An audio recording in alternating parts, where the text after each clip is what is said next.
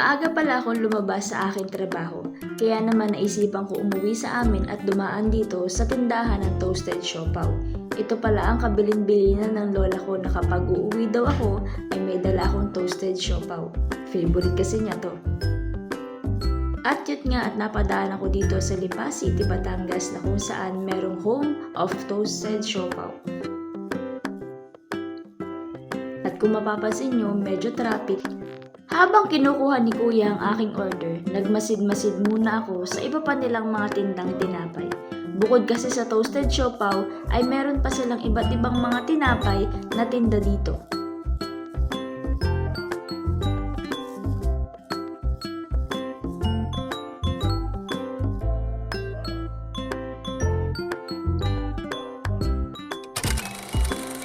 At sa wakas, dumating na ang order ko. Ang bilis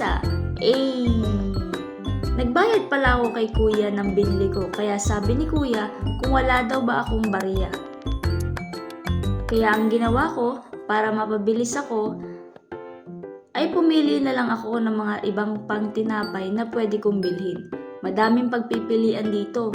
Hindi ko na nga alam kung alin ang pipiliin ko dito kasi lahat sila masarap at nakakagutom pa. Bumili na ako para makauwi na agad ako. Gutom na ako After 1, 2, 3, 4, 5 na pagranito at pagbabiyahe ko, naisipan ko na iprank ang lola ko.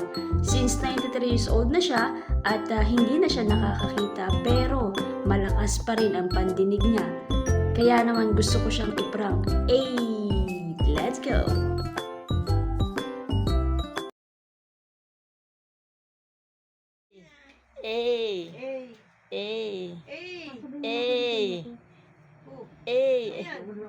Ano yan?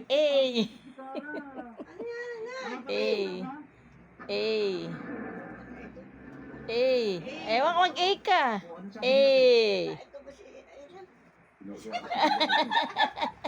Let's go! Dali, mag-A ka. A ka. Siopaw! Siopaw! Siopaw ni Lola. Oo. Let's go!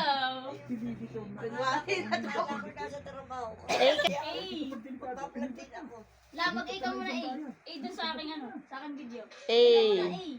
Mag-A ka. Ito A.